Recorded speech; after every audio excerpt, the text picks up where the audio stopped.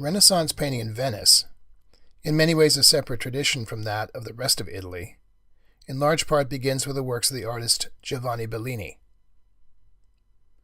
Giovanni came from a family of painters. His father, Jacopo Bellini, was one of the dominant artists of Venice. His brother, Gentile, became the Venetian Senate's official painter. He was sent to Constantinople for a year to paint for the Sultan. Giovanni's largest works were destroyed by fires, but enough of his paintings still exist to assure his reputation. His early works are similar to those of Andrea Mantegna, his brother-in-law. Mantegna was the painter who did the Camera degli Sposi, which we saw earlier. Giovanni developed his own unique style after the introduction of the technique of oil painting to Venice. Bellini is best known for his Madonnas done in half-length. About 80 of these still exist. This painting, the Madonna of the Trees of 1487, was done a few years after Bellini began working in oil. There is still some of the sculptural quality of Mantegna's style, but the figures are rounder and the modeling is subtler. The composition is typical of Bellini. There's a shelf in front of the Virgin, and a drapery hanging behind, separating her from the earthly realm. After about 1500, the landscapes became more important, so that sometimes the drapery was omitted. Toward the end of his life, Bellini began to make changes in his subject matter in order to reflect the rise of humanism and the Neoplatonic theories of beauty. The Feast of the Gods, the painting you see here, done in 1514, probably owes some of its inspiration to Bellini's student Giorgione, who developed Bellini's interest in landscape to the point where it equals the figures in importance. In this painting, Bellini's original landscape was painted out by another artist named Dosso Dossi, and then it was later repainted once more by Titian, another of Bellini's students. The subject of this work comes from Ovid's Fasti, which describes the feast. The pastoral subject becomes typical of Venetian art, along with the general theme of love. Here there are several allusions to the direction in which the feast is going in later works by other artists. This subtlety gives way to depictions of full-blown orgies. Venetian painting is separate from Florentine or Roman painting primarily in this aspect. Venice, for all later generations of artists, will be associated with color and the delight of the senses. Florentine and Roman art will be associated with line and the conveyance of reason. One is sensual, the other intellectual.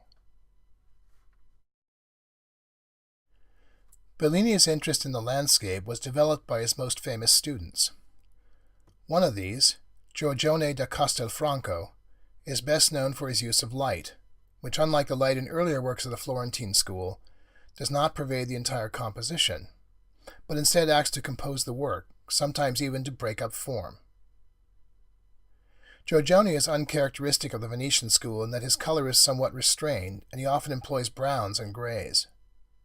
He also tends to avoid the classical Italian compositional devices, such as the pyramid, in order to leave the center of the work open, as if the landscape or the light itself were the theme. He isolates his figures, connecting them only through the soft effects of light.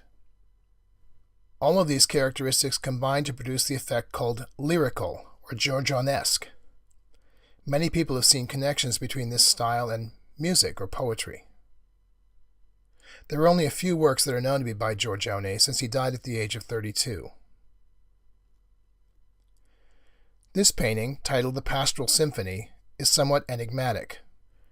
There has been debate over whether it's by Giorgione or another of Bellini's pupils, Titian. In this painting, the manipulation of light and dark in subtle transformation is extreme in range. The light is used to create a sense of mystery that's intensified by the ambiguity of the figures.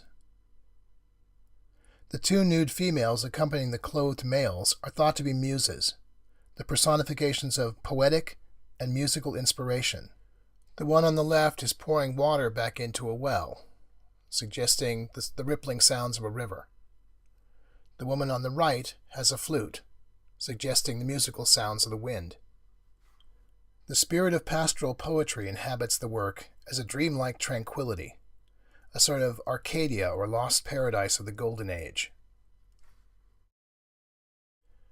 The best known and most productive of the Venetian painters was Tiziano Vecellai, known in English as Titian.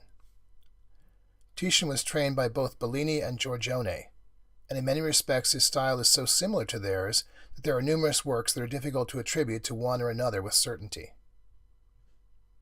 One of Titian's earliest works, this painting, Sacred and Profane Love from 1515, shows a lot of similarity to Giorgione's Pastoral Symphony in the treatment of paint, the Arcadian scene, and the somewhat mysterious allegorical meaning. The similarity of technique has in part to do with the fact that both Titian and Giorgione, as well as the late Bellini, were painting on canvas. Canvas is rougher than the traditional wood panel, and it produces a surface that creates new effects of light and color. The meaning of sacred and profane love is unclear, but it may be an allusion to the two levels of love that are described in Neoplatonic doctrine. The woman on the left could represent worldly love, which will fade like the flowers she holds and will eventually die. The sarcophagus on which the figures are seated, and into which the figure of Amor reaches, alludes to the brevity of life. It's a memento mori, in other words. The figure of profane love is dressed in the latest fashion, and is surrounded by symbols of vanity, such as the bowl of water that acts as a mirror. Off to the left is a castle, a symbol of earthly wealth and power, and a pair of rabbits mating, an allusion to physical love. The figure of sacred love, on the other hand, is a nude, like the naked truth, illuminating the world with the oil lamp she holds aloft. Like Botticelli's Venus, the figure of sacred love represents the love of divine beauty, the highest ideal. Off to the right is the silhouette of a church, and a shepherd with his flock, representing Christ as the Good Shepherd.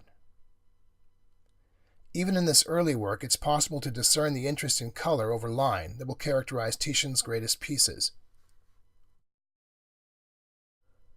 Although the male nude had already been reintroduced to Western art in Florence by artists such as Donatello and Michelangelo, following the doctrine of Neoplatonism, it was in the art of Giorgione and Titian that the female nude reached its heights during the Renaissance.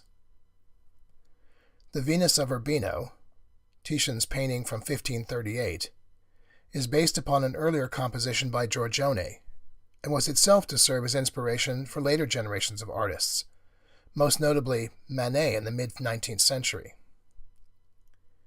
Venus, who in fact is probably the mistress of the painting's client, Guidobaldo del Rovere, Duke of Camerino, reclines on a sloping bed with a curtain half drawn, creating a sharp contrast between background and foreground. At the feet of Venus lies a sleeping lapdog, which is usually a symbol of fidelity, both because the dog is faithful and because it is the guard of the woman. Here the dog is asleep, and this is a significant detail. Venus also holds a sprig of cut flowers, a symbol of lost innocence or deflowering. In Titian's later life, his fame grew to be international. He became first painter to the Emperor Charles V, who made him a Knight of the Holy Roman Empire. Many of his late works were done for Prince Philip II of Spain. As with Donatello and Michelangelo, Titian seems to have become more devoutly religious late in life, and a work such as The Christ Crowned with Thorns shows evidence of a deep introspection. The painting was done between 1573 and 1575. It's nearly monochromatic. The paint is a heavy impasto, very thick. That breaks up the solidity of the figures and the contours of the forms, as Titian had done earlier using color. There's some evidence that he even used his fingers to work the heavy pigment and to create a surface texture that focuses attention on the act of painting. The final effect is somber and surprisingly expressive of the internal torment of the subject and of Titian's personal vision of it. Just as a shift from the High Renaissance to Mannerism can be seen in Roman and Florentine art, there's an obvious transition in Venice that's marked by the movement from the art of Giorgione and Titian to that of Tintoretto and Veronese. Jacopo Robusti, known as Tintoretto, the little dyer, after his father's profession, claimed to combine the drawing of Michelangelo with the coloring of Titian. Tintoretto painted on a large scale, with a great deal of energy and dramatic brushstrokes. The Victorian critic John Ruskin once described Tintoretto as painting with a broom. Tintoretto began his compositions by arranging modeled figurines on a small stage and hanging flying figures from wires. This saved him from having to make multiple sketches and then combining them to create the finished composition. Next, he enlarged his preliminary drawing by using a corresponding grid system. The canvas was given a grayish-green or dark brown preparatory ground in all the areas that were to be dark. The light areas he worked in bright, rapidly applied colors. The final effect usually appears as a nighttime scene with flashes of light and color. The Miracle of the Slave was Tintoretto's first major work in this style. It depicts a legend in which a Christian slave left his master without permission in order to travel to see the relics of St. Mark in Alexandria. When he returned, he was condemned to be tortured by having his eyes gouged out and his legs broken with mallets. St. Mark, however, rushed down from heaven and destroyed the mallets and chisels. The drama of this scene is created through the effects of light and dark, the drastic foreshortening, and the perspective. The chief competitor of Tintoretto in late 16th century Venice was Paolo Cagliari, known as Veronese because he came from the city of Verona. Veronese, in contrast to Tintoretto, was not a spiritual painter, but rather a painter of the beautiful and luxurious. Everything in Veronese's compositions is under strict control, partly because of his use of illusionistic architecture as a stage setting. This painting is titled Christ in the House of Levi. It was done in 1573. It was originally called The Last Supper. It's typical of the lavish banquet or celebration themes for which the artist is known. The painting got Veronese into trouble with the Holy Office of the Inquisition, a body that investigated heresy within the Catholic Church, since the Third Session of the Council of Trent, 1562-63, had issued a series of decrees controlling religious imagery. Veronese was put on trial and asked to defend his use of buffoons, drunkards, dwarfs, Germans, and similar vulgarities. Veronese replied that it was part of artistic license to depict a scene with elements not specifically described in the scriptures. But just to be safe, he painted in the number of the passage in Luke 5:29-31 that talks about the feast of Christ in the house of Levi, in a great company of publicans and others. This was a witty reply to the Inquisitioners, who were now equated with the Pharisees, who objected to Christ dining among the sinners. In 1585, both Tintoretto and Veronese were commissioned to decorate the council rooms of the Doge's palace in Venice. Veronese created an illusionistic ceiling for the Hall of the Grand Council. As a glorification of the Republic, it's one of the earliest examples of a ceiling type that would become common in the Baroque period. The perspective is not like that of Mantegna's Camera degli Sposi. Instead, it amounts to a tilting of the scene at a 45-degree angle.